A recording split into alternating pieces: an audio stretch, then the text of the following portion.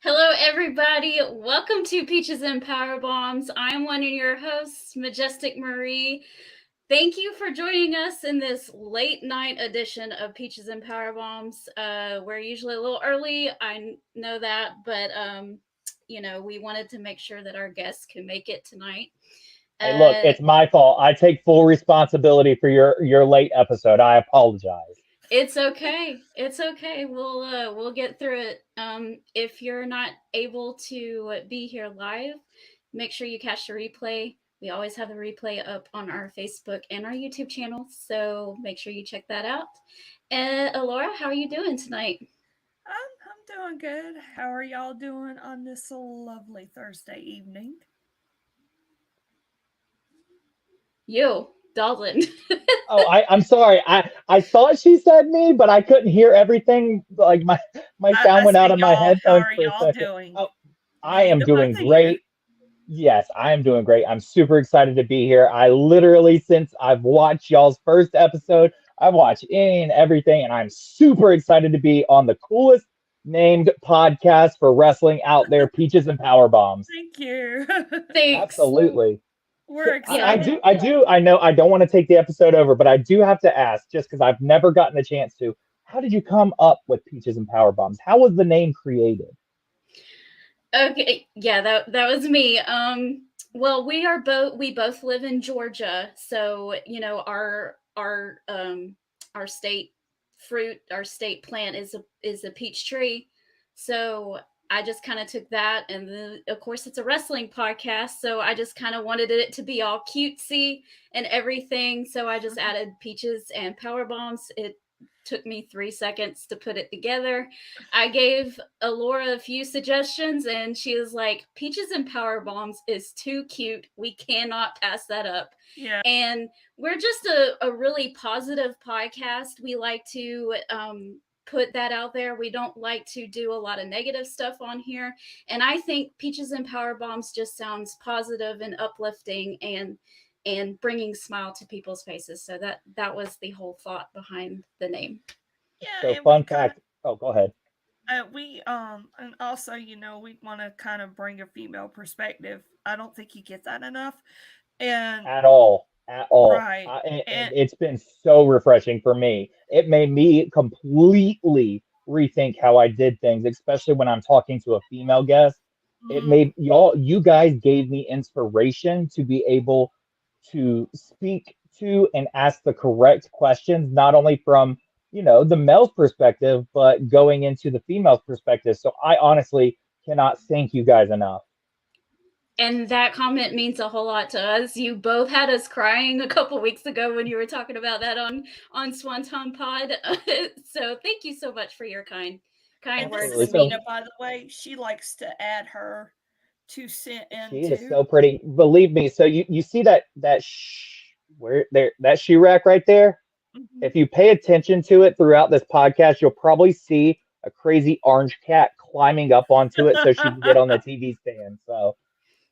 That's So funny. Tiger might make an appearance as well. Oh Awesome. yeah, Mina always likes to make an appearance, and but yeah, we just kind of want to offer different perspectives, and of course, we're gonna have our gripes and stuff like that, and I try to do it in a funny way or whatever, but Well, I mean, we have unless you fun. don't know El Hijo de Vikingo or however you say it, I'm just saying.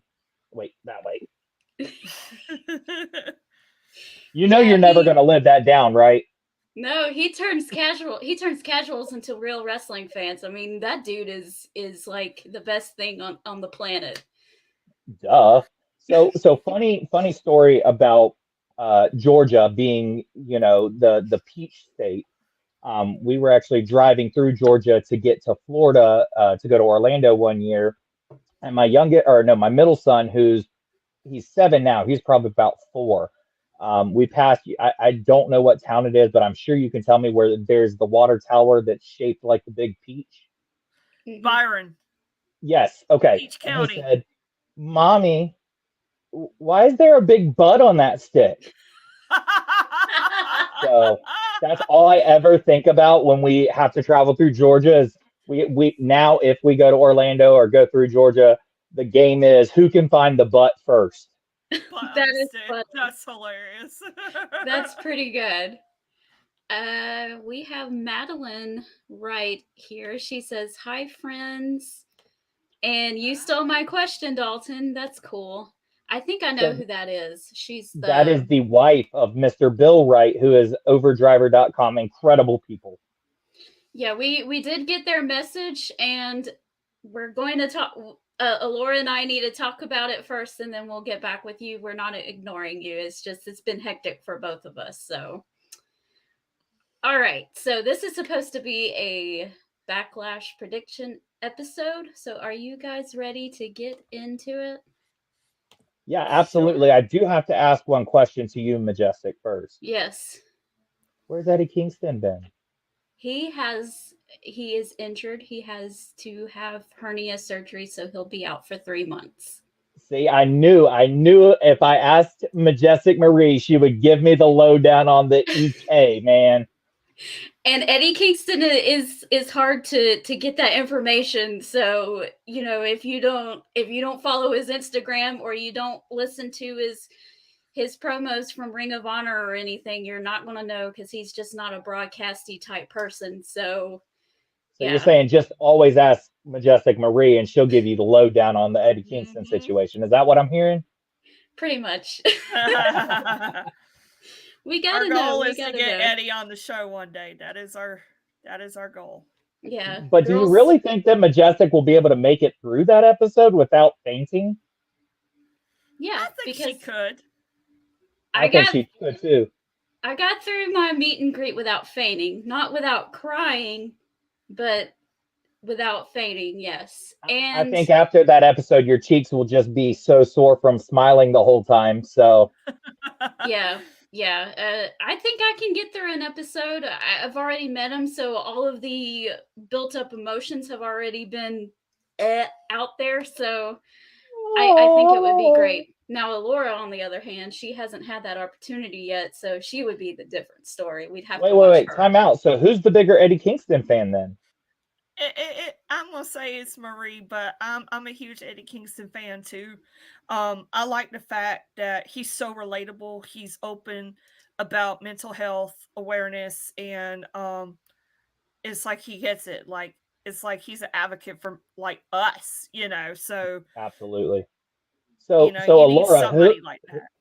Who would be your like dream interview? Just out of curiosity. Sorry, I'm totally hijacking everything right now, and I completely apologize. Oh, it's okay. We like these questions. She's like, man, that's a hard one. Yeah. I would probably,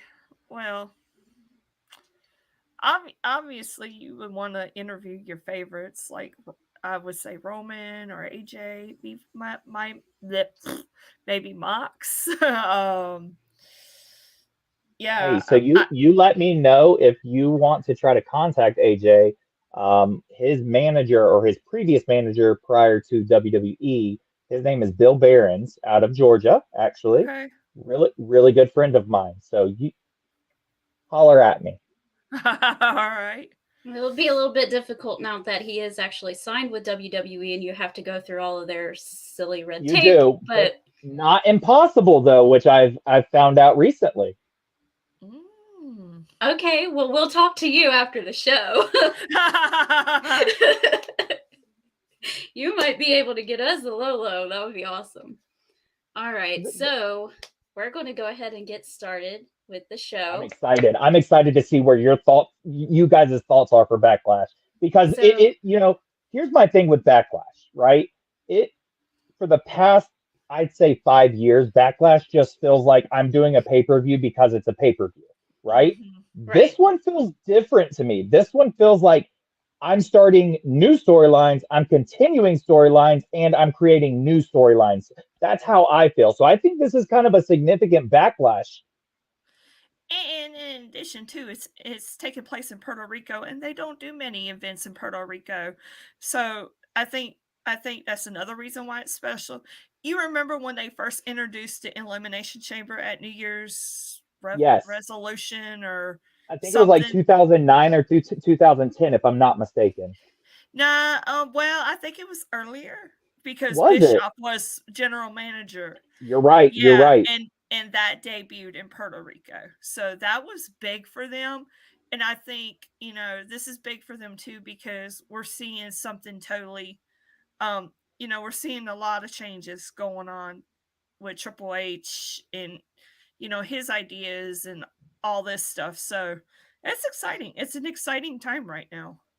Do you guys think that I guess update that they sent out about, it is now Triple H is the end all be all fully in creative control. Do you think that was sent out because of the backlash of, well, that was not a pun intended, but because of the backlash from WrestleMania and Monday Night Raw the next night, or do you think that that's the actual true story happening?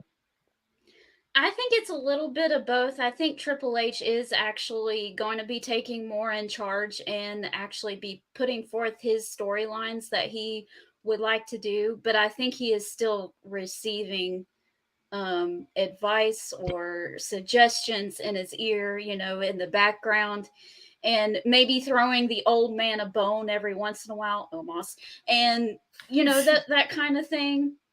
So. Absolutely. But I think the main stuff, I think it still has Triple H's fingers on it. It's it's not totally messed up yet. So Yeah. we'll just have to wait and see. It's and, not and going I to do be just perfect. It's trial and error, I think, as well. I mean, it's not going to be turned around overnight, obviously, and it's a task to undo some of Vince's decisions. So there's that too. So I do just want to throw out there, Majestic, you and me always have great banner, but I always have wanted to say this when we do the round table. It is so refreshing when we talk about something and then Alora comes in with that historical fact that she searched before the show. Like, no, that happened on January 19th, 2012, 9:13 p.m. Don't get it wrong again. So refreshing. She's the historian of the two of us, because I'm just like going off of like emotions and heart and going, I remember some and she's stuff. like, I don't no, remember actually. all. But like she gives the time and everything. 9:13, the match ended at 9:23. This is how it went down. I absolutely loved it. It was 5 stars. And So that's what I makes very us a much so beautiful. appreciate. That's what makes us a beautiful combination. So we have Completely the agree. facts and the feelings all together. So. All just jam packed, baby. Yeah. All right. So we're gonna have Brock get us ready for this show. Let's do this. All right. Yeah, we'll get to some comments first. Bill Wright has joined us. Hello, welcome. He says it's all good. Him and Madeline, welcome to the show. Good to see y'all. Ray all day, back from vacation. How you doing, man? And Adam Cole's King. You Baby. Yep, you already know we got to play it. You got it, Marie? Here we go.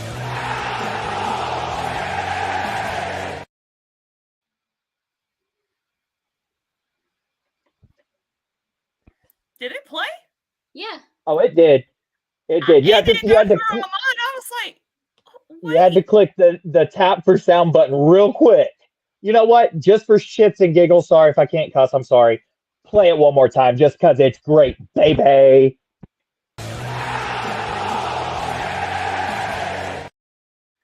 It did it for me that time. There we go. Okay, so really quick, you know what? Before we get into, never mind. We'll go ahead and get in the go show. For it. Okay. I just want to get your thoughts real quick. Hey, welcome back. Go ahead. I'm sorry.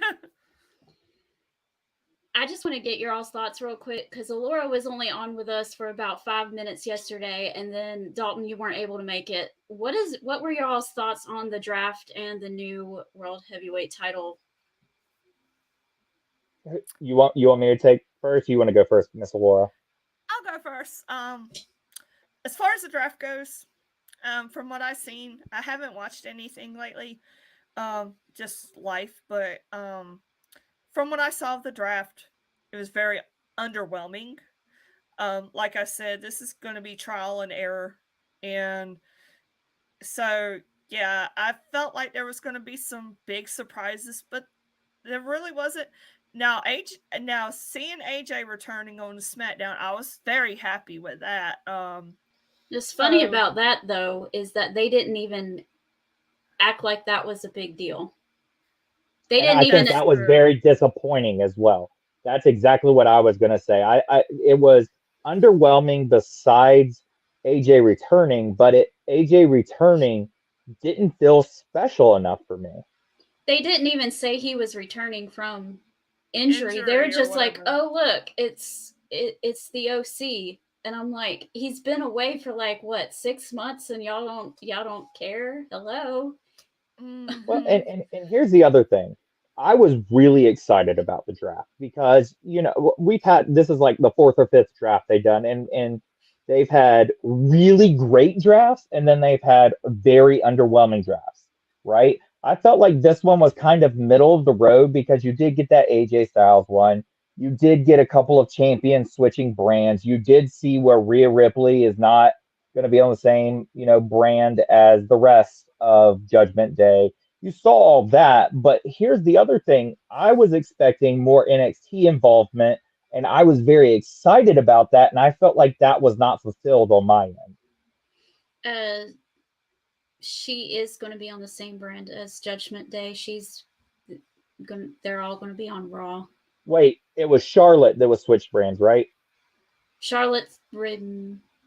Is Charlotte on Raw or SmackDown? I can't remember. One of the females that was a big time draw switched brands. Bianca Belair did. There we go. Thank you. I knew somebody big, right? So that was exciting for me. I think it'll be good to see her development on a brand new show. But once again, it was just middle of the road for me. I was expecting more NXT involvement because they came out with that story that now it's everything under Trips, and it was just like, okay, cool. So we're going to see some pretty good NXT, involvement, and there's a lot of NXT talent that got called up, but they didn't really have a whole lot of. They didn't show a whole lot of it. A lot of it was like have them after involved. The fact. Right, exactly.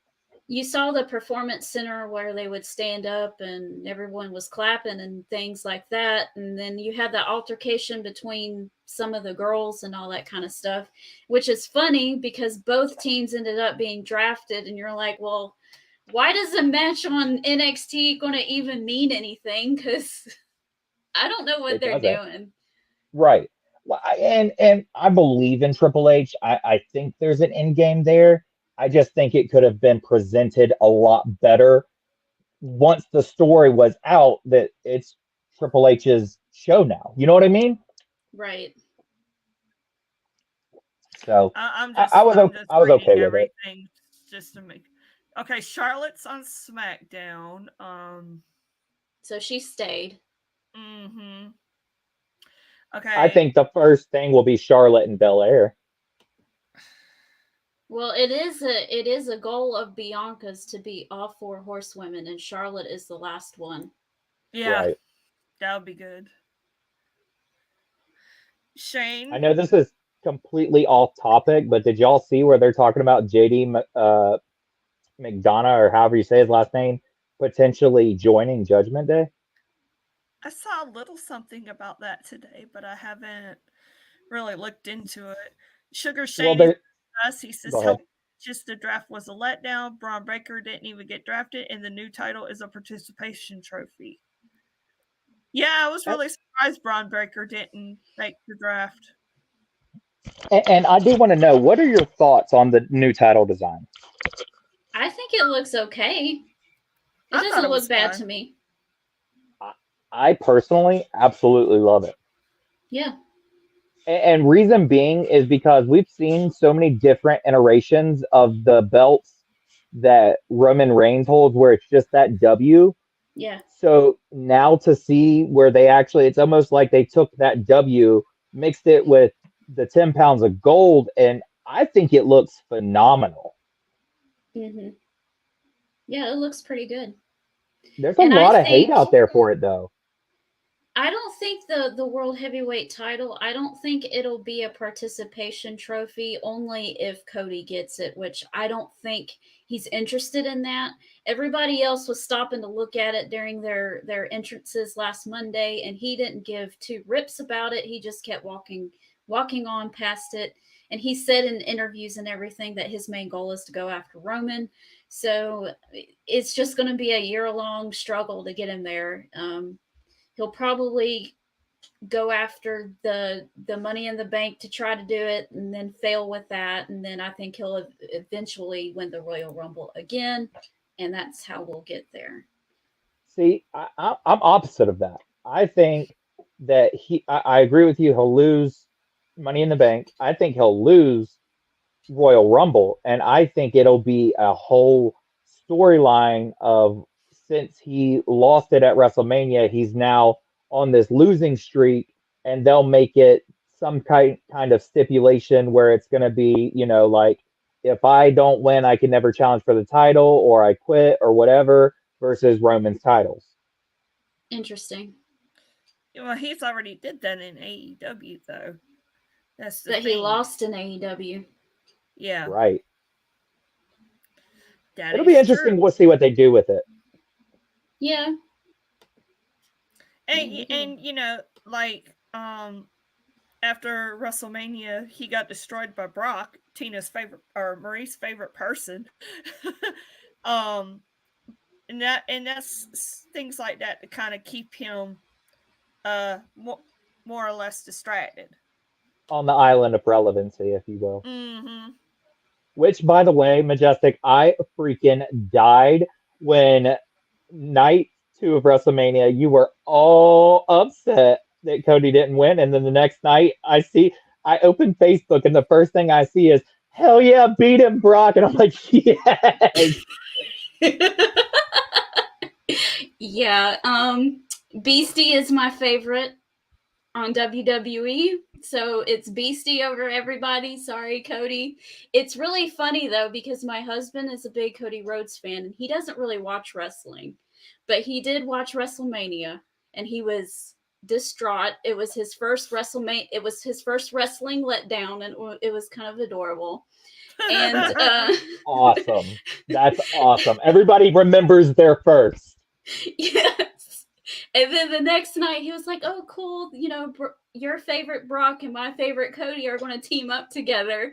And then Brock turns on him, and I'm getting up and down, jumping up and screaming. And he looks at me like I had betrayed him or something, like I had cheated on him. And I'm like, "You 100% betrayed him.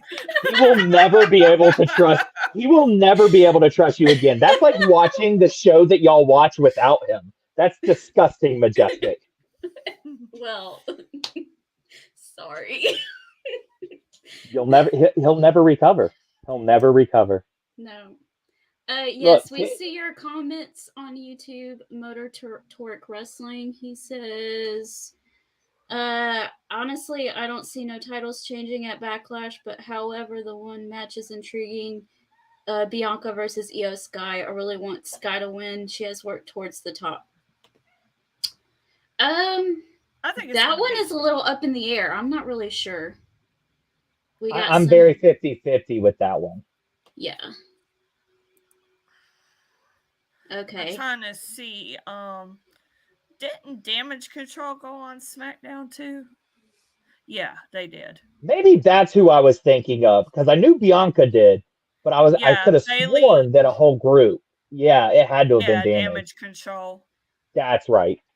That will be interesting because there's no real female group over there like the Trish, Lita, Becky, even though that's done because Trish, turned on her. But there's no real trio / big name team female wise over on SmackDown for them to really do much with, which means that they're either A, going to start a storyline to where someone can, or B, they're just going to be over there wrecking, cheating, interfering, this, that, and the other, and Damage Control is going to run the roost.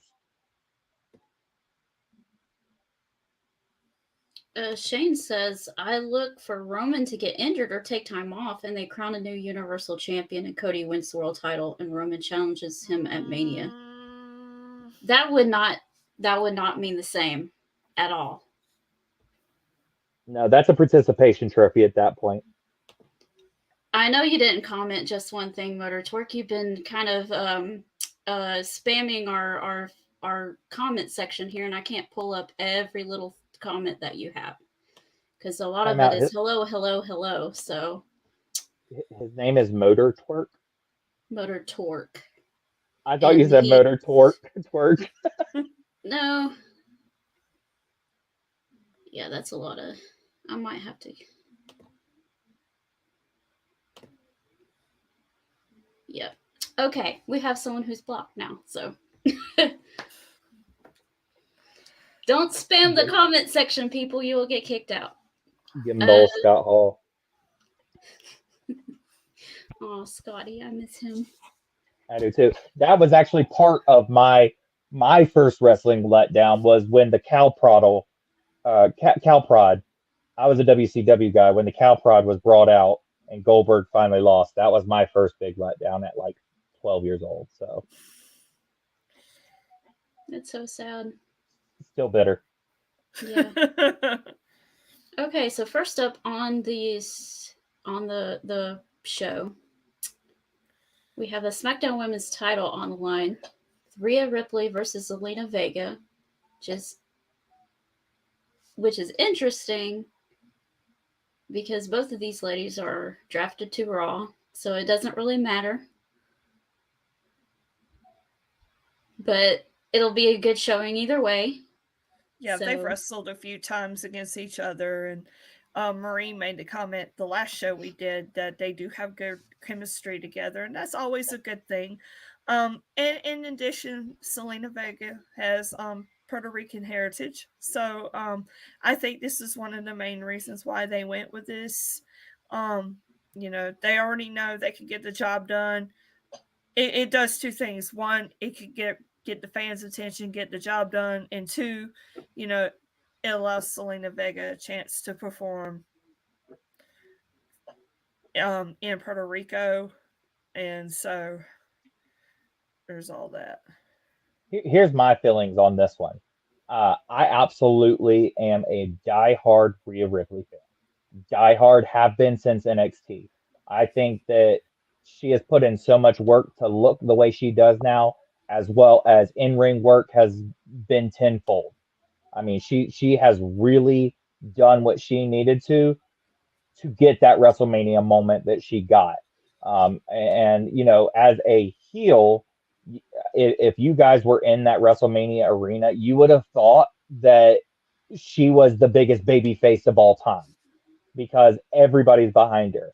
Now, on that note, I think that Zelina Vega, just from looking back at previous matches, not even in the WWE, but prior, she is the most underused, best talented female that WWE has that they're not utilizing. She is amazing. She's fast. She has great stamina. She is the luchador of the women's division. And if you really look at any of her matches that she's had, which is about this many, every single one of them, there's not one that I could be like, wow, she sucked. Because she really goes out there, and I don't understand why they haven't explored her being part of more storylines and actually being able to be in the ring more. Great manager, better wrestler. Mm-hmm. I agree. Wasn't she in TNA before? Yeah, she was in TNA as Rosita. Rosita, exactly. I'm friends with Matt Morgan, and he talks about Zelina all the time. They were really good friends while he was there, and he says that she's phenomenal in the ring if they would just give her a chance. So, and from my understanding, one of the most humble female wrestlers of all time will stop for any. Now, obviously, if I walk up to her, she's gonna be like, "Hey, hurry up and sign this. Shut up and go away," so you don't draw attention. But she will stop and speak to any child that says her name. And that's been proven. So, she's doing everything right outside of the ring. I think she's doing everything right inside of the ring. I don't know if it's maybe on the promo side of it, they don't believe in her. But I think that she is one of the most underutilized talents in WWE today. That's her strongest suit is the promo aspect because she's a great manager. She did a amazing job with Andrade and NXT. That was probably my favorite body of work of hers as a manager was with him down there. But see, what I'm thinking though is it I agree 10-fold with you. Amazing manager, but does that translate when she's promoting for herself? Does that make sense? She hasn't been given the chance to promo for herself, so we don't know. Exactly. And when they gave her the chance after she won the Queen's Crown or Queen of the Ring, they had her do the whole British accent thing and like a joke. And so obviously, Vince.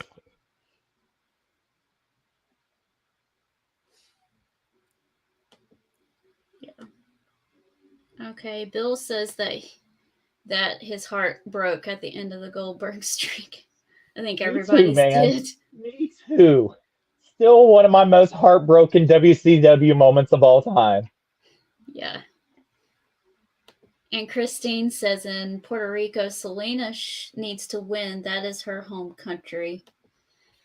I agree with that, but it will never happen because Rhea Ripley just won at WrestleMania. It will never happen. I will give both Alora and Majestic Marie $100 of my own money if Zelina Vega ends up winning. That's how confident I am. But that's how confident I am. That's pretty funny. Yeah, I see Rhea winning this. I mean, she just got the title in that amazing match that she had with Charlotte Flair at WrestleMania. And who knows what's going to happen with both of the women's titles moving forward, because you have, Bianca going to SmackDown. You have Rhea going to Raw. Are they going to do the silly title swap, or are they just going to vacate and maybe do a tournament on each show? Or what are they going to do? I honestly think that they should get rid of the names, the Raw Women's title, the SmackDown Women's title, rename them like WWE Women's Champion, WWE World Women's Champion. That way, when they do the draft stuff, it won't matter. I completely agree with you. The only thing that I absolutely do not at all ever want to happen is for them to pull a Roman Reigns and combine the belts and do an undisputed one, because it will be a setback for women's wrestling, and every single one of those women have busted their ass and deserve to have 2 titles. Well, it could still happen because we had a short period of time where Becky was both. Becky 2 belts. Yeah, Becky 2 belts. So it's already happened. So I don't think it really matters what the name is for them to be able to do that. I agree. I just really, I'm not. I don't want them to do that either, because it kind of. I told you guys. Shane says he hopes WWE rekindles the feud Rhea had with Raquel Rodriguez in NXT. I wouldn't mind that. That would be great. I love Raquel. I love her, love her, love her. She has come a long way from Mae Young Classic. Raquel the first time I saw her, she was going to be something. I was like, I remember taking notes when I was still writing, and like she was somebody I had ones to watch, So a Raquel Zelina Vega feud would be fire. I think you've got the David and Goliath angle, you've got the speed, and you've got Raquel, who's just an absolute powerhouse. I think that should be something. Both women are of Hispanic heritage. It could be something that they could really explore. Mm-hmm. That's why this works so well too, because there's a big size difference, and so therefore they're able to play with each other a whole lot more. So that's why Rhea Ripley and Zelina Vega works so well. Is that why Majestic Marie and Alora fit as well? Because she looks way taller than you. Well, I think I'm a couple, maybe an inch taller than Marie. I'm not sure. I'm 5 foot even. Oh yeah, I'm 5'7", so yeah. See, I knew it. I knew it. Well, It's the when chemistry. we met, it was at AEW Dynamite in outside Atlanta, Duluth, and she was like one row in front of me and some seats down. So we really kind of didn't actually stand side by side, but Was it love at first sight? of course, she was like, the first thing Marie says to me, she's like, "You're real." It was cute. Oh, That's gosh. amazing. Yeah, it was so cool. So, Majestic, we didn't actually get to hear your thoughts on Rhea and Zelina. Oh, I was saying just a few minutes ago that Rhea Ripley and Zelina Vega work really well, and they have a great chemistry because there is that size difference. And I don't know, they both have they have a lot of charisma too. So Agreed. they can just get in there and create in the ring, and it's really pretty to see if you really Absolutely. look at their matches. So I know they don't And get a it's whole lot of time. And I see this match starting the show, which is, kind of interesting because the women don't usually get that let's start the show because they think that they can't get the crowd excited, but because Zelina Vega is from Puerto Rico, her family is, I think that would get them excited down there. And I agree with that. I don't think there's another match on the card that is the show starter more so than that either. No, it's definitely not the next match that we're going to talk about. No, you don't want So to wait. put the Puerto Rican crowd to sleep. That'd be total Final disaster. predictions. I'm saying Rhea Ripley. Okay. Yeah, obviously. Yeah, Rhea Ripley for me too. Cool. We're unanimous on that. And the next one we're going to talk about. This is our favorite match on the card, Dalton. With all due respect, this is my bathroom break match. We're being funny. Oh, I know. Like, here's my thing with this one. I get the thought process behind it. Hey, I'm going to take my show stealer, my Mr. No Bad Matches, and I'm going to put him with this guy and hopefully elevate him. Will not happen. Omos is just a big body. They weren't able to do it with Brock Lesnar. They aren't going to be able to do it with Seth Rollins. I truly, full-fledged believe the Omos experiment is over. I agree with that, but I think that there's a certain person that's still in the background screaming for it to happen, so it probably won't be let go of quite yet. He's not the worst thing I've ever seen, but he's not the greatest thing I've ever seen either by any shot. And I think if the right person is in there, they can work with whatever it is that he has to offer and make it work. And I think Seth Rollins is one of those people that can pull a little bit of something out of Omos and make him look really good. It's not going to happen with just anybody. He's not a person that you can just go out and have a match with all the time. His size is a big hindrance, in my opinion.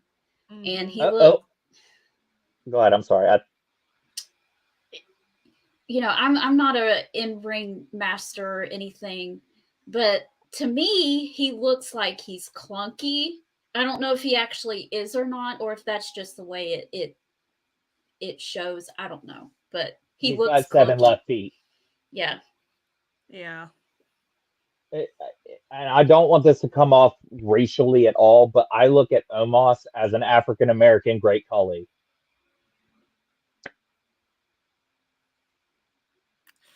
Yeah, just Omos is he's got incredible size and everything, and he has MVP in his corner, which is good. But yeah, he has a long, long way to go, I think. And I mean, I echo everybody's sentiments. He is clunky. His size can be a hindrance. Him and Brock actually, went better than I thought at WrestleMania. 100%. Being there, I was like, Dad, this match, it's going to be 2 minutes. Brock Lesnar is going to go over. It's going to be super boring. If you want to go get food, go get it now. Then they went 7 and told an actual story. I was pleasantly surprised, but Yeah. because of Brock Lesnar, which, Yeah. by the way, in person, he is as wide as he is tall, Mhm. for Yes. sure. But, I mean, I love Seth freaking Rollins. I sing that guy's praises everywhere. I talk about him.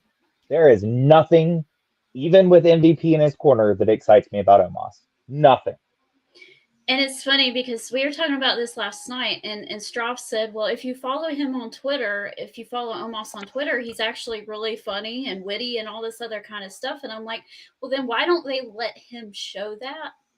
And they don't always do that, especially at first with the bigger guys. They want them to do the fee, fi, fo, fum, I'm big, bad, mean, and dumb, and he's got that vacant expression on his face. He never shows any emotion at all. And so it's really hard to care about him.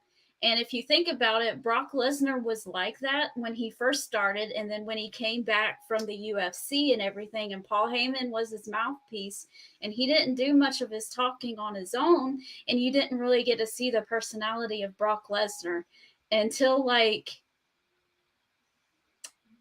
I want to say the Royal Rumble of 2020, when he came out there and he was having a good time just throwing the guys over one after the other, and he was laughing and talking to the crowd and everything, and you got to see that personality of Brock come out, and that's what made me fall in love with him.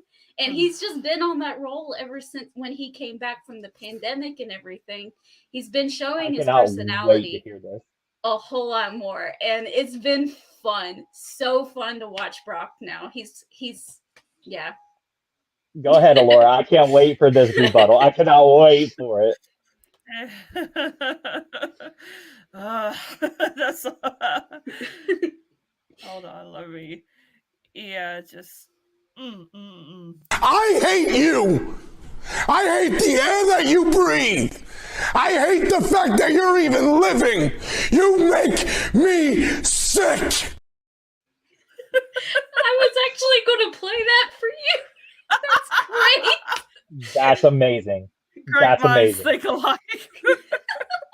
I'm gonna tell you the favorite Brock I had, and I don't think they're gonna allow it to come back because it was such a short stint. My favorite Brock was Ponytail Boombox Brock. Do y'all remember Boombox Brock? Yes. Boombox Brock got me excited. He's done the monster thing so many times. I feel like, yes, he is a monster. Yes, he's doing great things, but it's overplayed. But when they let him show a little bit of that personality, Boombox, having a good time, I loved it. He came out there holding it, and then he got into the ring and he started doing like this weird river dance thing with his feet. It was, when that happened, I showed my husband that, he had to watch it like 50 times because it was so funny. Best Brock. It's the best Brock. Now, Alora, though, I definitely want to hear your rebuttal to Miss Majestic Marie's meh. Yeah. I mean, I was always one of those that I never really got the hype of Brock Lesnar. And so I'm just like, now when he comes back and everybody's like, oh my God, I'm just like, y'all, he don't do anything. He just goes in the woods after he collects his check, and he just shows up when it's convenient. Here's another $5 million. Then he does what he has to do, and he goes back in the woods. Like, yeah, and who's doing the same thing right now? Yeah, that's true, but I mean, wait, who is it then? He's talking about Roman. Oh, okay, fair enough. But Roman. You there, sitting at home. Acknowledge me. I mean, got her. At least he don't stand in the ring 5 minutes and it's over. Like, I'm gonna get to some comments right quick.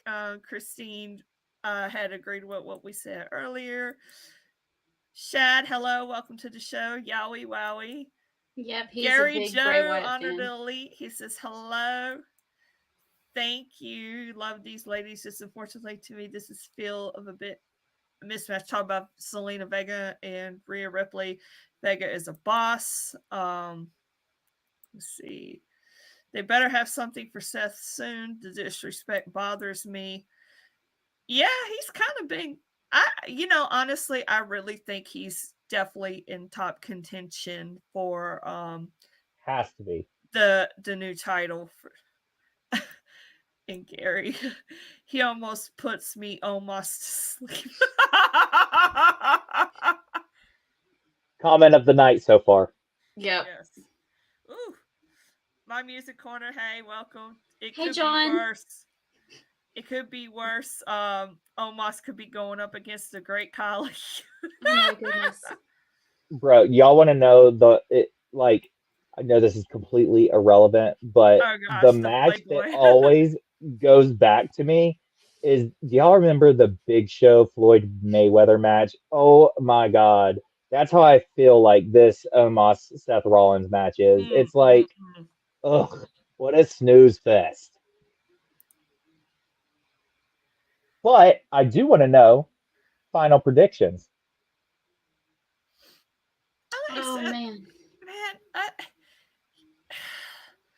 I think Seth I puts think over Seth's Omos. gonna find a way. Yeah. I think he's putting over Omos to make him be that big monster. I really do. I think he is a company man that's going to put Omos over. Does what's best for business. It could go either way. I'm kind of on the fence. Yeah. I think Seth lays down for him because that's what Trips has asked him to do, to actually make the monster relevant again. Yeah, especially because he lost to Brock, so. Right. All right. You're so conflicted. I can see it in your eyes. I think it could go either way, and hopefully it helps both of them out. The next match is the U.S. title, Austin Theory versus Bobby Lashley versus Bronson Reed. Whoops. What I personally want to happen, I would love to see Bronson Reed come on the scene, take the title, and just run with it and be the athletic monster that he can be. What I know is going to happen because of the storyline that they have going on, which I love Austin Theory as a wrestler. I hate the gimmick they currently have him in as a heel. I think he's an amazing heel baby face, if that makes sense. The selfies, it's a really was supposed to be a babyface gimmick, in my opinion, that ended up getting so much heel heat that it worked. I believe they'll continue Austin Theory's winning streak, but I would absolutely love to see Bronson Reed immediately hit the spotlight. I agree with that. I like the fact that Bronson Reed is in the U.S. title picture. I've always liked him, especially as Jonah. After his release from WWE the first time, and then you have Bobby Lashley. You know, he was on a hot streak for a while, and he's kind of been on a plateau, so to speak. And this is one of those matches that could go either way, but I wouldn't be surprised to see Austin Theory snake his way to a win like he always does. I'm still bitter that they only brought Bobby Lashley out to hold the freaking title or the freaking trophy up at WrestleMania. Like, dude, we were all so hyped to see him. We're like, oh, this is gonna be a big debut. He's gonna get a match, this, that, and the other. He comes out, holds the trophy up, and it cuts the commercial. I was like, well, that was a waste of a minute and a half. He really got the short end of the stick on that one. I hated it for him. Originally, he was going to be doing something with LA Knight. I think they were going to give them like 2 or 3 minutes or something like that. And then they nixed it and decided to do I think maybe at the last minute, I think Pat McAfee said that he could show up. So they kind of pushed that aside for Pat. And I understand it because there's a lot of people in the stands who don't follow wrestling. So they don't know who either of those two guys are, but they know who Pat McAfee is and all this other kind of stuff. But it was sad. It was sad that those two's little thing got nixed like that. Oh yeah, there was definitely a missed opportunity. Yeah. As far as this is concerned, wait, before I get into all that, because you said it. Yeah! Yeah! Yeah! Yeah! Yeah! Yeah. We like sound bites here on Peaches and Powerbombs. Oh, I love it. I need to be better at it, to be honest, because I have like 3 and I always forget that I have them.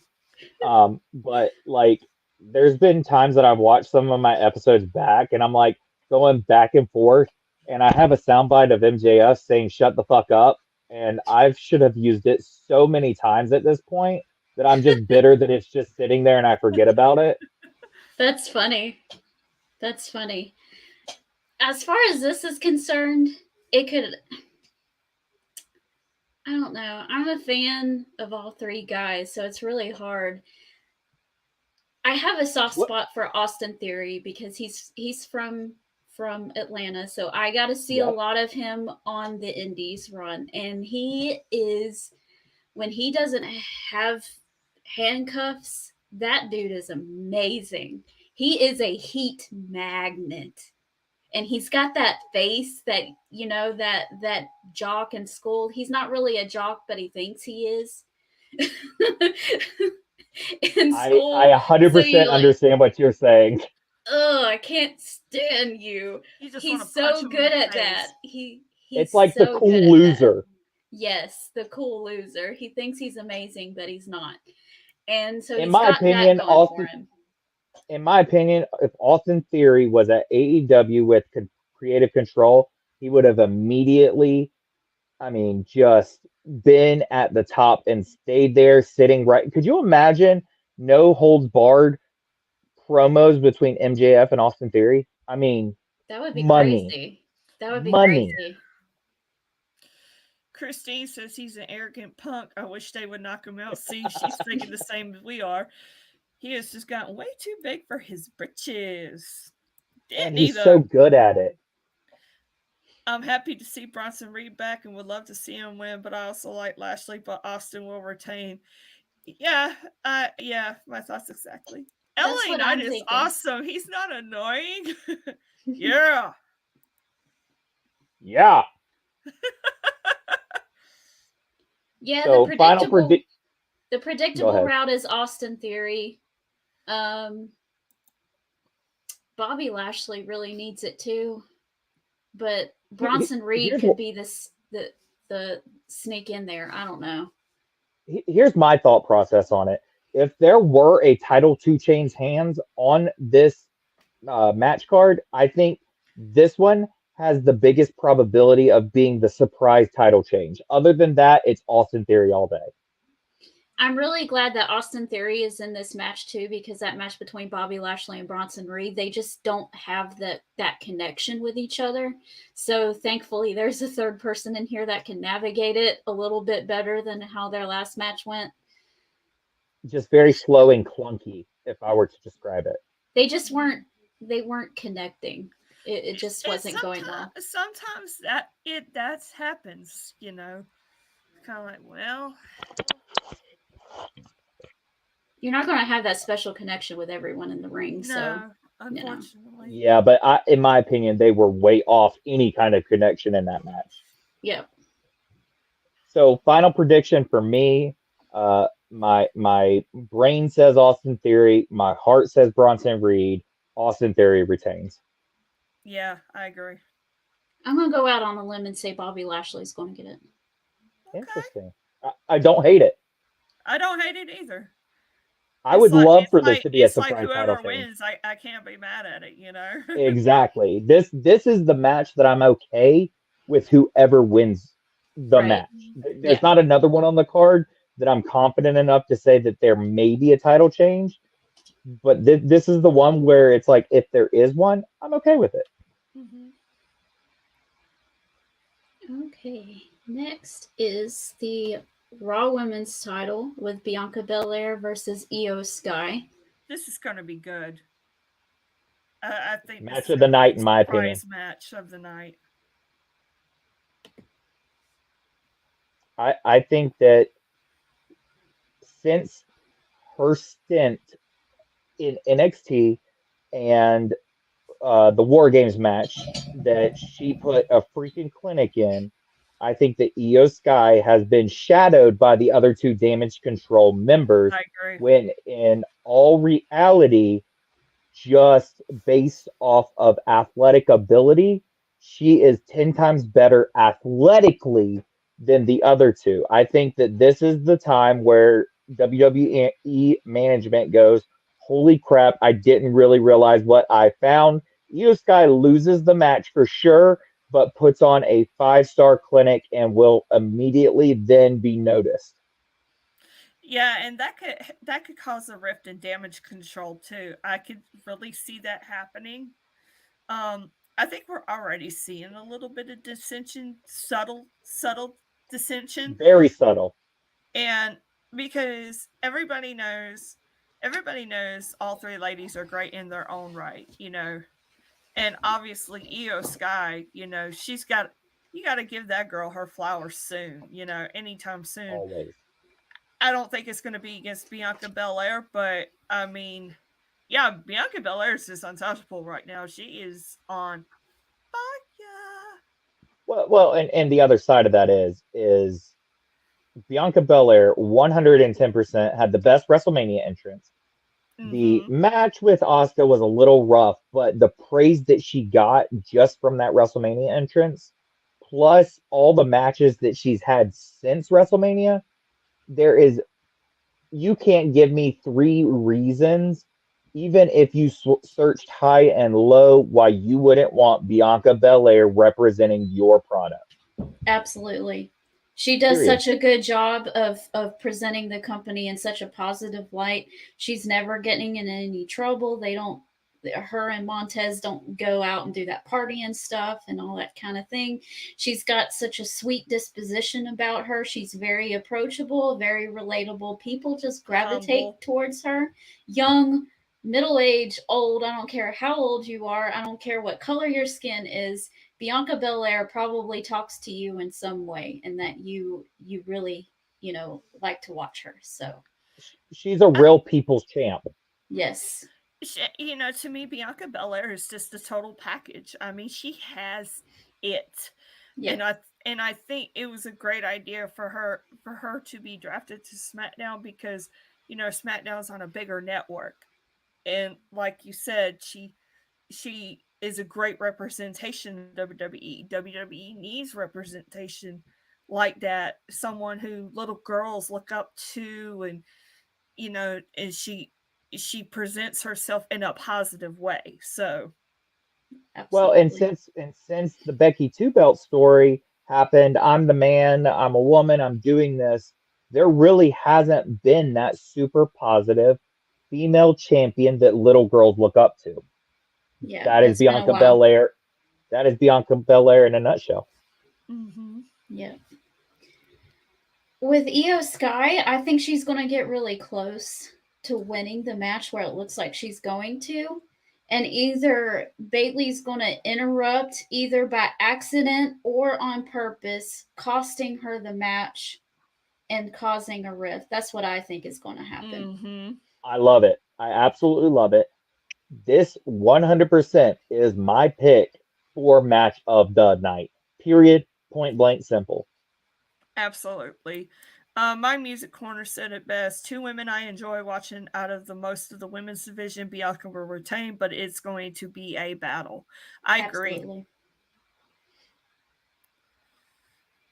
And yep, Christine agrees with us too.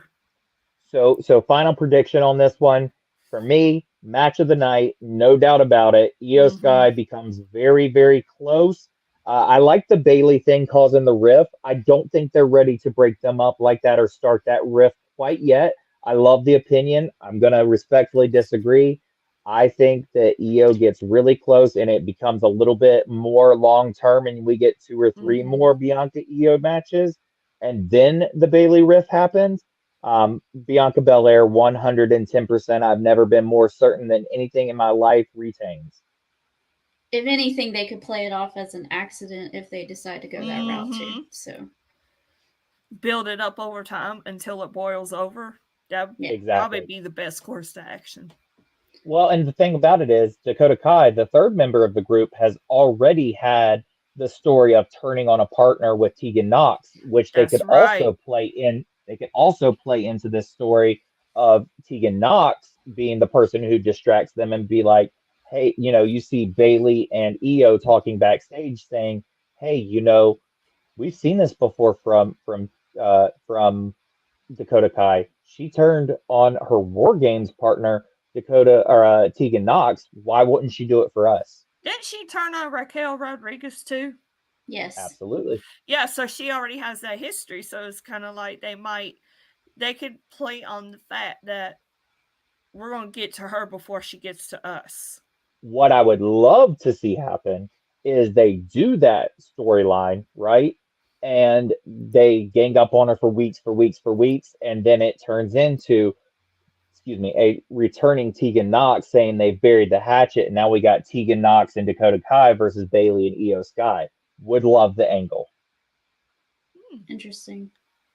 That would be interesting. Tegan Knox is on the roster. I just don't think that they've actually used her. Is that correct? She's still in NXT from my understanding, and is still an NXT talent. But she had the couple of knee surgeries. She debuted on, was it Raw or SmackDown? I think it was. I think that was a one-off though, wasn't it? Mm-mm.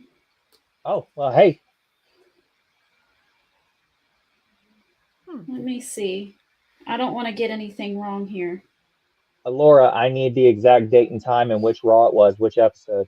Right now, ready, set, go. No, I think it was SmackDown, but it was recent, like before Mania for sure. See, I thought, my understanding, and correct me if I'm wrong because I know you're searching it, I thought that was more of a one-off, like, let's get a pop out of this type thing. Yeah, she's still listed as a. She wasn't she in a women's tag tournament with somebody? She was on SmackDown, but she got drafted to Raw during the draft. Okay. Interesting. I never heard that. It was like one of those social media drafts or something like that. If you didn't read it, you didn't know. Right. I think that was the biggest mistake of this draft is they're trying to promote social media too much. Give the fans the show. I don't want to have to go search it. I already get enough wrestling updates to my phone every day. Don't make me go search for something. No. So, final predictions on Io and Bianca? Bianca. But Io's going to get really close. Agreed. All right, we're going to have a 6-man tag with the Bloodline versus Sami Zayn, KO, and Matt Riddle. This is going to be good. This is going to, everybody's going to have a lot of fun with this match. Obviously, this is the hottest thing still, and I'm so sad that Sami Zayn and KO is going to be on Raw, and the Bloodline's on SmackDown, and we're not going to see any of that anytime soon. It makes me sad. My opinion on this one is Bloodline is getting dominated. I mean, just their tails whooped. Roman Reigns comes out to cause a distraction. A returning RKO comes in, makes the save. Sami Zayn, Kevin Owens, and Riddle win. That would actually be pretty big. And that's why I think there's some good matches on this Backlash card, but like I said at the beginning, there's been so many Backlashes where it's just a live pay-per-view to get to the next thing, and there's no real progression. I think this is their coup de grace, if you will, of why you should watch. There is there's also another match. I think wasn't it Damian Priest versus Bad Bunny? Yes. I'm sorry. Let me add that real quick while you talk. But yeah, It's on my paper, and I don't know. it's okay. You know, I think this is going to be a fun all-out battle. Obviously, this has been top notch. I don't expect any different here. So, I'm all about the bloodline. I low key want them to win. I wouldn't be mad either way. So, I only have one suggestion for this match. Matt Riddle needs to wear clothes. Them I'm tights. so over his new stuff. His tights is too small, and it makes me feel uncomfortable. I didn't know he. Well, obviously, hadn't really watched a whole lot lately, so I didn't know anything about it. Oh, girl, he's wearing briefs that are like the same size that my 7-year-old could wear. Legit. And the fact that he doesn't wear shoes or anything makes it even worse. So he looks naked, and it's so uncomfortable. And that's all I can think about is like, put on clothes. Well, and what's even more weird is that they've paired him with KO, who wears a shirt, shorts, leggings, and shoes, and Sami Zayn, who wears long pants and usually a shirt till about halfway through the match, and then you got Mr. Naked over here. Yes. Maybe he can borrow their clothes. He need to do something, girl. He need to do something. So, the only thing that worries me about this match is them giving them too much time. Does that make sense? Because here's the thing: while night 1 main event was phenomenal and night 2 main event was phenomenal, night 1 you could have cut 5 minutes out of it and it still have been phenomenal. Night 2 had to go longer because of the Finn Balor injury, and you could have also cut 5 minutes out of it and it been still a 5-star match. In my opinion, if they let them go too long, it will be more noticeable in this match because it's not a WrestleMania. I gotcha. Which, by the way, that Finn Balor ladder shot to the head in person was the most disgusting sound we were pretty far away, but it was the most disgusting sound I've ever heard. It sounded like 2 watermelons being slapped together. Wow. It echoed through SoFi Stadium. Echoed. Yikes. He took it like a champ, though. I got to give it to him. And then took a shot in the head and 2 staples and finished the match. So, I mean, if you ever have wondered of his dedication, I think that should prove it right there. Right, and how tough he is. Yeah, no kidding. So, final thoughts. Who we got? I say RKO returns, Sami Zayn, KO, and Riddle retain, which in turn starts the RKO Roman Reigns feud. And I think it will be a great long feud. Okay, I like that. I'm Bloodline since day one. It ain't gonna stop. Yep. But I do like your theory, and if that happens, that's awesome. I miss RKO. I really do. The only thing that I think could make what I want to happen even better is if Roman comes out, interferes, right? And RKO's music hits, he comes down, he gets behind them and turns on Matt Riddle. The only thing that I would be okay with. Otherwise, hits an RKO on Riddle. RK Bro, I loved it though.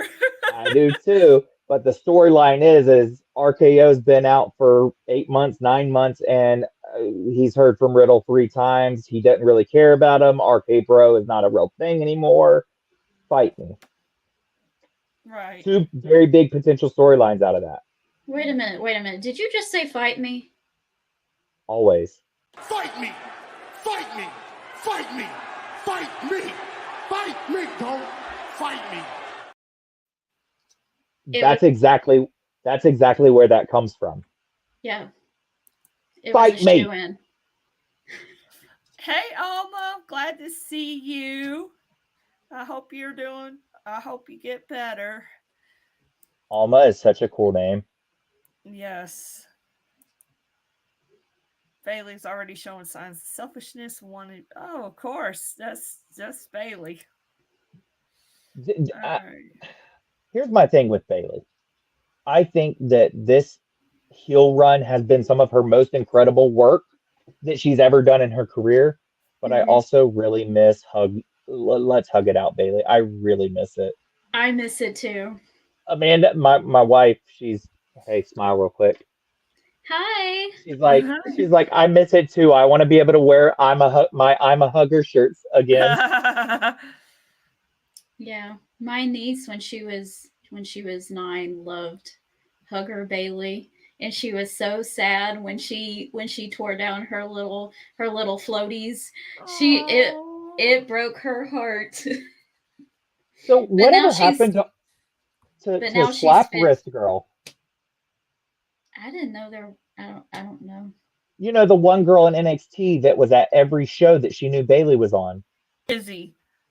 She's older now, and she's got like her own she's training podcast. to be a wrestler. Last I knew. That's amazing. Yeah. So Majestic, we haven't heard your thoughts on Bloodline versus the trio. AKA she doesn't care. I've been getting conflicting messages about Randy Orton because I've got a finger and an ear in wrestling media. So I've been hearing that there might be a chance that he might not ever be able to return back to the ring at all. So man, that would be devastating.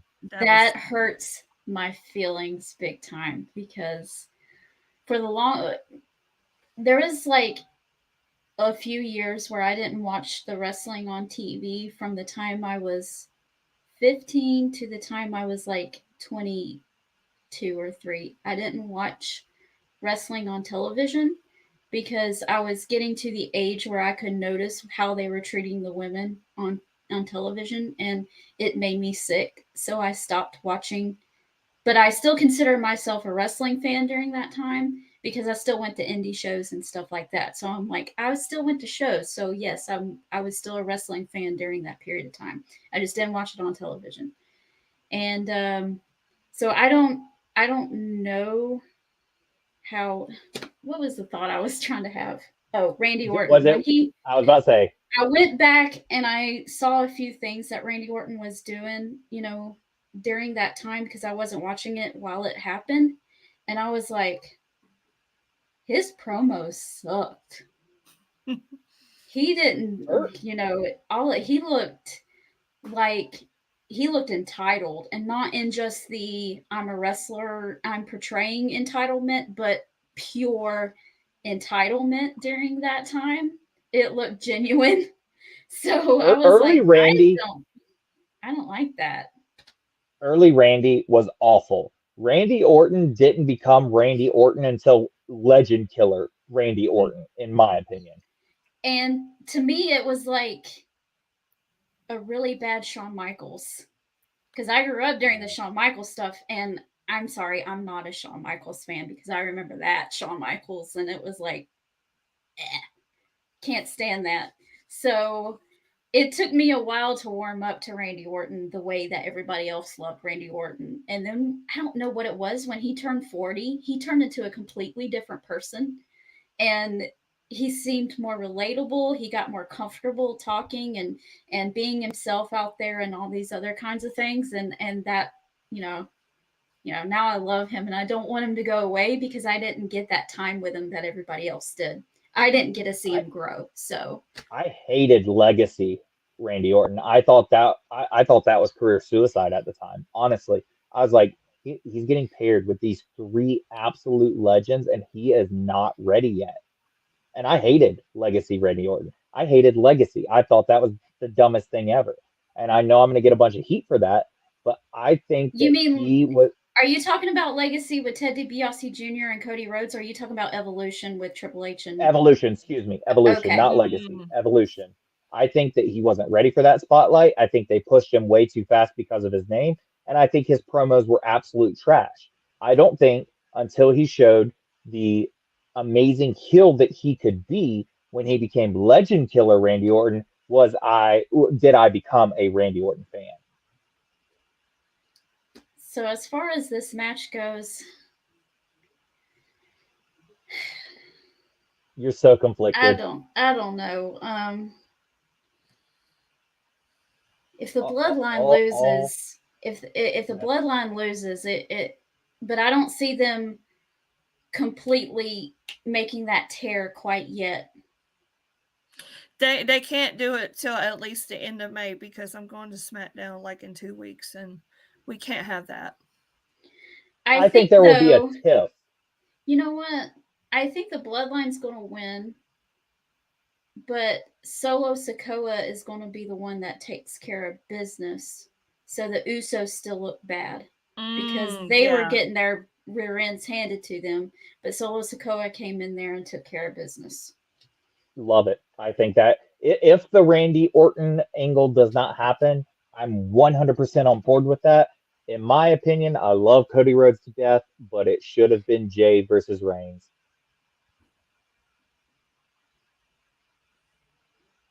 I think it could still happen. You think it'll still happen? It could. Not saying. And what did you say, Majestic? I don't know, but they need to give Jey Uso an Emmy for his amazing acting skills. He's pretty oosy. He's the best actor in wrestling, period. Yeah. I don't know. Have you ever watched any Danhausen segment? I love Danhausen. Oh my God. That is my dream podcast. Not because I think he's the greatest wrestler alive or that, whatever, just because I want to see if I can make it through a full interview without imitating him. Good luck. Good luck. Okay, do we have any more comments before we move on? Alma thinks that Randy's going to join the bloodline. I think he's above the bloodline. Whoa. No, Randy's not going to join the bloodline. Randy Orton. I don't think he'll join the bloodline, but I think that if he comes back, he has to turn on Riddle for a good story. Oh, yeah. They might wait till Raw. You never know. Because there's already going to be a lot going on with this match, so you can save it for Raw. But that would also give you that backlash moment, though, that is really, really, you have Bad Bunny and you have Zelina Vega and you have the U.S. title match that really could go anyways, but there's no big, marquee moment that leaves the fans, leaving happy. I think that's your leaving happy moment. I got you. John says, I'm with you on the treatment of women. I watched Royal Rumble 2006 and cringed at most of the Vince stuff. Thankfully, I don't know what he's talking about. I'm pretty sure that was the Kiss My Ass Club era. Ugh. No thanks. Somewhere around there. The San Juan street fight between Damian Priest versus Bad Bunny. Either way, the Puerto Ricans are going to be happy because their hometown boy is going to win. Yep. This is virtually LWO versus Judgment Day. Let's be honest. They made it a street fight so everybody could get involved. Yeah. You will have all of your Hispanic representation, which I'm not saying that in a negative way. I think this is the smartest way they could have booked this match. But let's call a spade a spade. This is the LWO versus the Judgment Day. It kind of is, but that's okay. Yeah. No, I'm all for it. I think it's a clever way to get all of them on the card, and without a cluster. Yeah, and we might see another appearance with Rhea and Selena. Our friend I would Issa, not hate that. I wouldn't either. Our friend Issa, she's a friend of the page. She was on the show a couple years ago with us, and she's with Lucha Libre Online and with Wrestling Inc. And awesome. she's Puerto Rican, and she lives in Puerto Rico, and they are super hyped for this event. By the way, the Is whole she going? Yeah, the whole Oh, island is that's just amazing. ecstatic about this. And she says all the time that Bad Bunny will put clues out on his social media for people on the island to follow, and that he, at the end of it, he's putting on like a secret concert or whatever for the Puerto Ricans there. Like, she's shown That's us where the amazing. beach was, where the last one was at, and everything. And it's so cool. He loves to give back to Puerto Rico. And I think this is just another way of him being able to do that. He, because he's had only one match, but he's been trained, right? So he can give Oh, back he and be was able, phenomenal in that match. yeah, Let's be honest. Bad Bunny is the best celebrity wrestler, maybe besides Pat McAfee, that we've ever seen. But Pat has now transitioned really into a commentator slash superstar. Bad Bunny, this is not his forte. However, he went out there and surprised the hell out of everybody. And I think that was just the tip of the iceberg of what this will show. It's yeah. definitely a win-win situation. It's just going to be a lot of fun. And that Puerto Rican style of wrestling is just this. They like that violent type of matches, because if you go back and watch like the Colognes and stuff like that, violent, bleeding, Love the Colognes. they must love AEW over there. And John Or at least Moxley John in particular. And Yes. so this is Right. the fact that this is a street fight. And I know I hear a lot of people complaining, well, how did it escalate to so much of it? It's a street fight. But they don't know that about the Puerto Rican wrestling culture, that this is what they like. This is their style of wrestling. So obviously they're going to do that. Plus, anyway, Damian Priest put Bad Bunny through a table a couple weeks ago. So yeah, he wants to get revenge. So Well, and Bad Bunny stopped Dominic Mysterio from using the chain to lose the match at WrestleMania. there Yeah. you go. Another tidbit of that. Mm-hmm. So I think this, if we don't have another big moment at Backlash, this is your go home happy ticket right here. Oh yeah, yeah. because it doesn't matter who wins this; they're going to be happy about it. Exactly. And my ultimate prediction is, and I know that a lot of people aren't going to hear this, Damian Priest wins. I think so too. I think he has to, for credibility for himself and for Judgment Day, because if you look at Damian Priest's history, they have him lose the big matches, but then the next week on Raw, he has a squash. Doesn't make sense if you're really trying to build someone. Yeah. And I think he should be a contender in the world title. I absolutely think so too. He's definitely But a future world champion. If the way I want it, kind of on the side, secretly kind of want it to be Dominic Mysterio, just because the hate and the noise would be so great to hear, to watch everyone melt. But that would be my WWE heartbreaking moment. Just I'm so sorry. you know. I'm going to laugh if it happens. I don't think that he will be in this tournament solely because I fully, wholeheartedly believe that Finn Balor, no matter who is the opponent, I don't know that he'll win the title first, but I believe just because from when the Universal title was brought about and he won it and then immediately had to relinquish it, I believe that he will be in the finals match of this, and the only way I see it is if it's Finn Balor versus Damian Priest. Otherwise, I don't see Damian Priest in the tournament. I think that it has to be one of the members of the Judgment Day. Mm-hmm. It has credibility to be. wise, I agree 100%. But if Damian Priest ends up winning that title, then it immediately causes the tiff between Damian Priest and Finn Balor, which I wouldn't hate, but I think it's still way too early for Judgment Day to start to dissipate. Especially if... Go ahead. Sorry. especially if they're already playing with the bloodline and having with them, you kind of want your other big team to still have it together. I understand that. But, and you know what is interesting about you saying Finn Balor? If it was him, it could be him versus Seth Rollins in the finals, just like it was for the Universal Championship. And Sorry, Wifey House freaked out because a spider was crawling on the bed. Oh gosh, that freaked me out too. I think too, if you notice, Finn Balor's been letting Damian Priest kind of lead the charge, so to speak.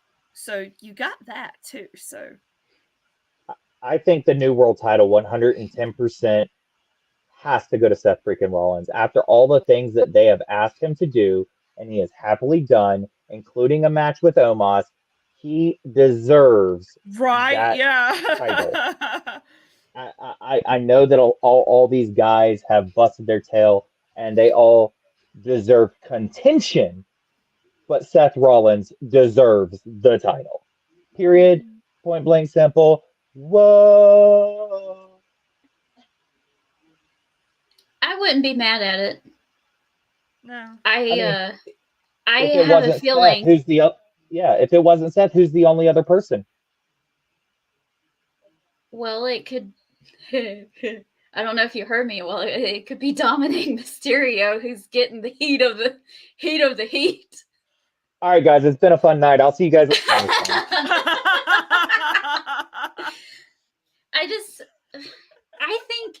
I think it's going to end up being one of the members of the Judgment Day, but I would not be mad about Seth Rollins. I like Seth Rollins too, so it's fine. Okay, how about this?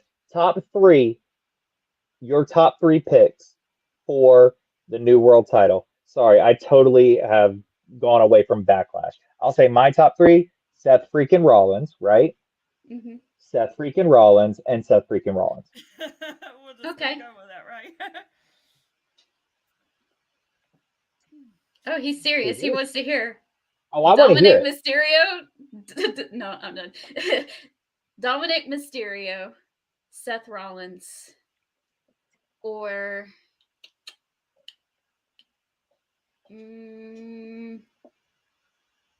there's somebody else that I'm not thinking of. I don't know everybody that's on Raw.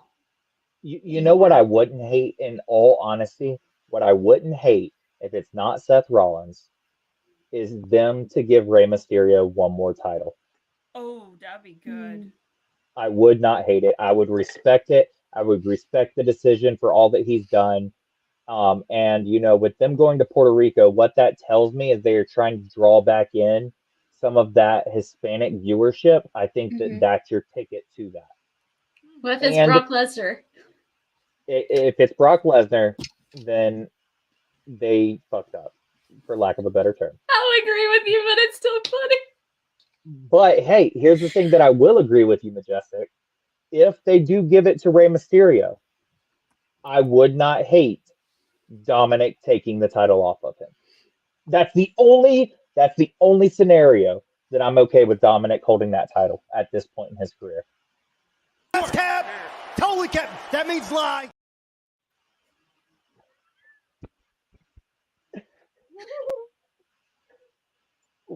Who are your top three? For me, I would say Seth. I would say Seth, Finn Balor. Seth, Finn Balor. Dang, I have my list up now. Hold on. Let me. I gotta find that list again. Hold up. Here's the only thing that I don't want to happen. I'll forget one.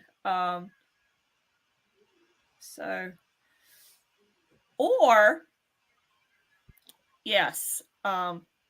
Seth Rollins, Finn Balor, Bobby Lashley.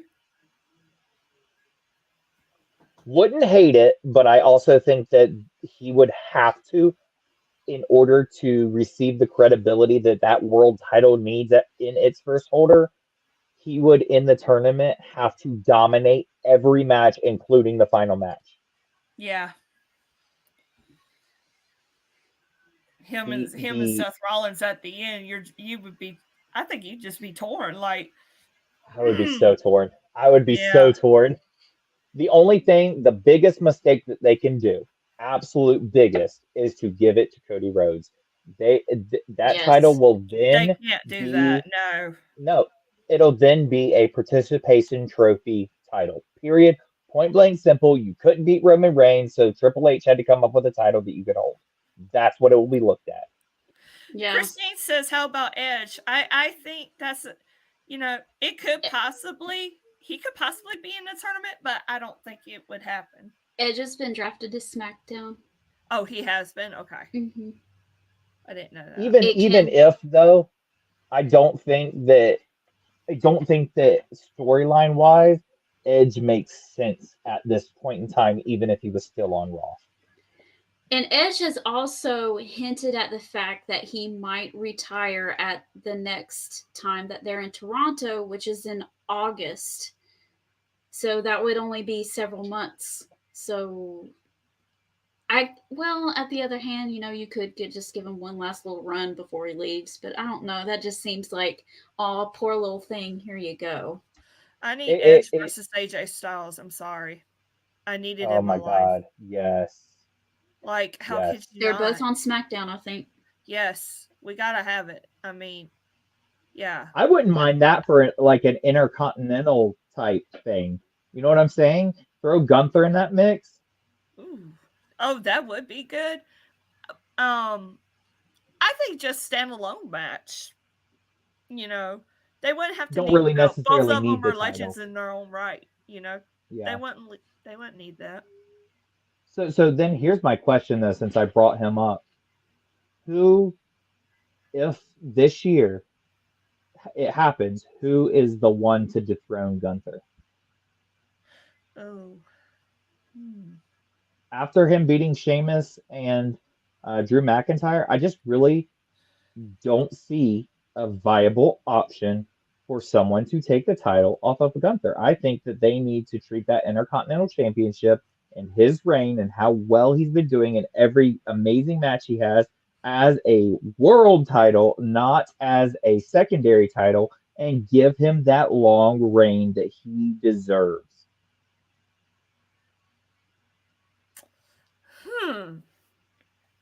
But I also have always been a Gunther fan, even when he was Big Boy Gunther. Oh, yeah. Walter. Gunther. And they're still on SmackDown, ain't they?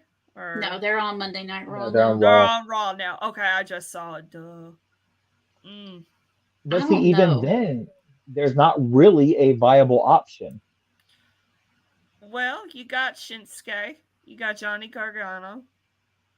Johnny Gargano's just not there right now.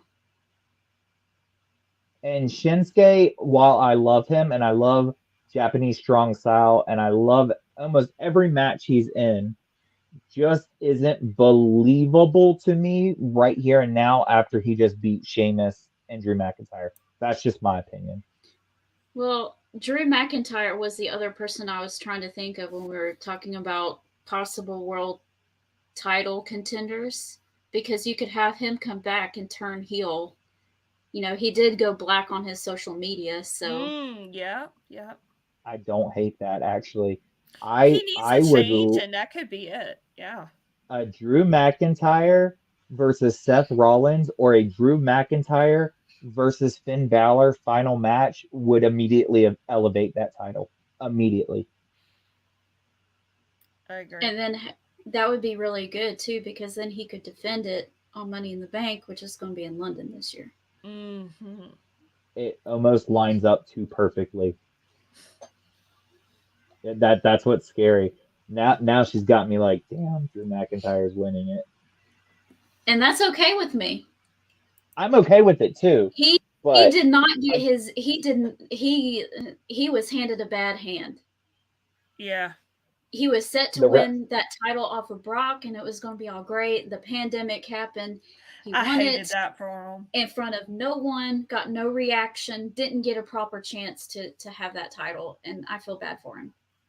But if anybody was to carry that title through the empty arena scene, Drew McIntyre 500% took it and ran with it and did a phenomenal yeah. job. While I do did. agree he does deserve his moment, I 100% agree with you. Yeah.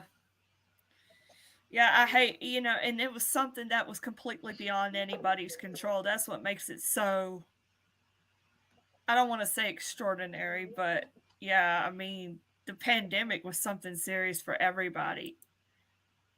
Everything, so What hopefully a one day crazy time. he'll get it.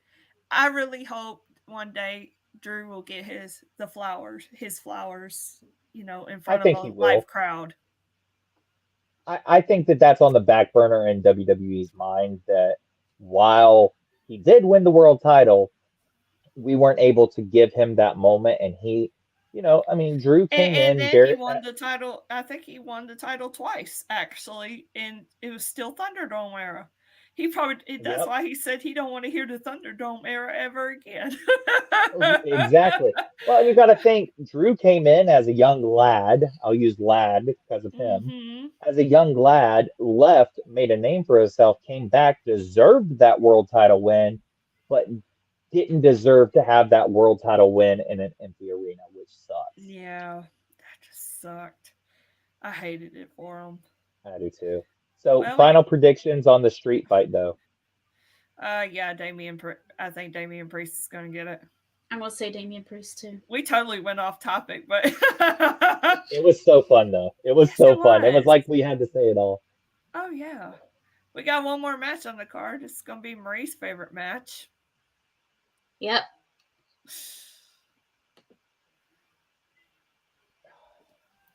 Here we go. This is going to be Final fun. prediction, Majestic. Final prediction, Majestic. I think that Cody Rhodes is going to win. Really? But I will always cheer for Brock. Respectable. I'm not unrealistic, okay? Cody needs to win this match. He has to, in order to keep going with the story that's being told, these hurdles that he has to overcome. Mm-hmm. If he doesn't win here, there's going to be a rematch at SummerSlam, and he'll win there. Here's where I think this happens. If this goes on as the main event, which I believe it will, we do not see Roman Reigns in the 3-on-3 match. We see Roman Reigns interference that was supposed to be for Cody Rhodes that ultimately distracted Brock Lesnar. Cody gets the win. We see a triple threat at SummerSlam. That could be very plausible too. I think it has to be. They have to have. Here's the thing. Brock Lesnar is a company man, right? As in, he signs up for X amount of dates. That's what he's going to work. He's not going to do shit else, period. You agreed on the dates. You agreed on the times. You agreed on the money. I'm not doing anything else, right? He has to fulfill X amount of dates, right? It's called and business. This isn't shit talking. He's an amazing businessman, and he did great on his contract. Cody Rhodes can't afford a loss. Brock Lesnar does not like losing, at least clean. How do you fix that? You bring in a dirty finish, and now you not only have a dirty finish that doesn't hurt either guy, but you also fill another one of Brock's dates that you have to fill through the year. Mm-hmm. Go ahead, Alora. You haven't spoken yet, and then I'll give my thoughts. I actually like y'all's idea about Cody winning. I think he needs to win too. Regardless if it's clean or not, it's going to be a big check off of Cody's list of accomplishments en route to the WWE Championship. I mean, he's finished the story. I think he's going to go through all kinds of obstacles to get to that title. This is your first one. So here's my thought on that as well, though. I'm sorry, Majestic. I know you have things to say about Brock or whatever. But anyways, my thoughts on that is if Cody beats Brock Lesnar completely clean, right? That immediately elevates him back into the world title picture, in my opinion, because it's Brock Lesnar. You know what I mean? And that's not what I think they want to do quite yet, because I truly believe that Cody wins WrestleMania next year. So if he cleanly beats Brock Lesnar, what's next that makes sense other than going back after Roman Reigns? That's why he needs to win dirty, so then you can add that Brock Lesnar element into the title picture to where it's not really just Cody going for the title, but now we've added Brock because Roman Reigns messed up their match, and it's what makes sense. Roman Reigns ends up winning the triple threat because Cody and Brock go after each other. So then we get that extended storyline of Cody and Brock through this year. They get that Roman Reigns match, but it eventually builds up to Cody finally cleanly beating Brock Lesnar, and now we can start WrestleMania storyline for WrestleMania 40. Okay. I like the cleanly beating Brock part, but I don't think it's going to be a triple threat because Brock Lesnar cannot challenge for the title while Roman is the champion. That was a stipulation the last time that they fought at SummerSlam last year. That cannot happen. So he would not be able to be in the match. Brock Lesnar does not like to lose unless it makes complete sense and unless it's to the right person. He put Seth Rollins over cleanly. He put Roman Reigns over cleanly. He put The Undertaker over cleanly because it made sense. He's not completely unreasonable the way that people think he is. I think it has to be the right circumstance, the right person for the right story. There's a part of me that says, okay, Cody's probably has a good chance of winning cleanly here, but on the other hand, I could see him losing here, maybe a little dirty, I don't know, and then this stretching out to SummerSlam, where they have their rematch at SummerSlam, and then Cody finally getting his big win there. It's on a bigger stage, and it checks off that first little hurdle, and that can stretch Cody out for like half a year, and then he only has 1/2 of a year to start building up towards Roman. Here's my WWE likes to drag stuff out too. Just come on, you do it with everything else. Do it here. So here's my devil's advocate to what you said, being he can't challenge for the title while Roman Reigns, right, is champion, correct? That's right. We all know that it's been very, very publicized. I think that the devil's advocate of that is that they come up with the story of a loophole saying that Brock cannot challenge for the title in a singles match. This will be a triple threat, which will allow Brock to be in the match. I don't think Cody and Roman needs to even look at each other until it's time for their one-on-one match. I like that too. I like to use the Taz and Sabu. I like to use Taz and Sabu and the ECW thing. They didn't touch each other. They didn't look at each other until that match happened. So I think they should do the same thing. I don't hate it. What were you saying, Miss Alora? Yeah, I think that just builds up the anticipation even more. So here's my thing, though. Like you said, he does not like to go over clean, right? He will do it in the correct situation.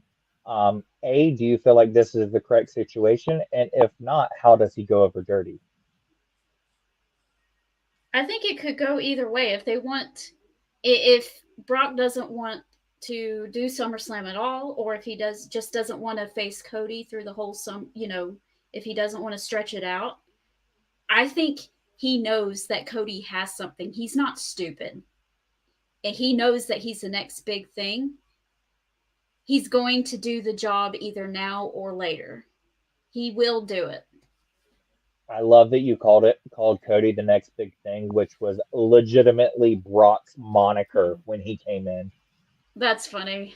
I don't know because I wasn't watching wrestling at the time on When television. he came in with Paul Heyman and powerbombed Spike Dudley 9 times, where it looked like he had legitimately Poor Spike killed Dudley. Spike Dudley, they literally said, "Oh, it's the next big thing, Brock Lesnar."